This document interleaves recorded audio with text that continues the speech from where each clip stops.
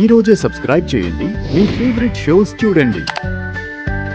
జాను పెళ్లి చేయడానికి మీ దగ్గర డబ్బులు ఎంత ఉన్నాయి? నా తల తాకట్టు పెట్టైనా సరే ఈ పెళ్లి జరిపిస్తాం. మళ్ళీ కొత్త అప్పు ఎక్కడి నుంచి తీసుకొస్తారు?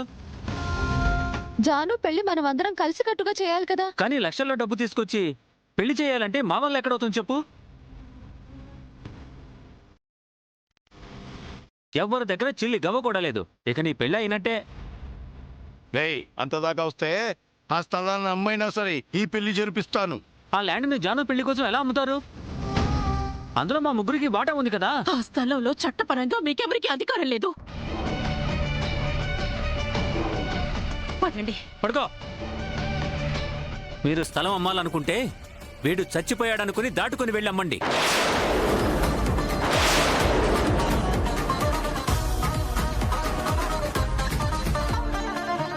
చెప్పు జాను. రేపు జై సార్ వాళ్ళ ఆఫీస్కి వెళ్ళాలిరా. అక్కడికి ఎందుకు? ఈ పెళ్లి క్యాన్సిల్ చేయాలని చెప్పడానికి.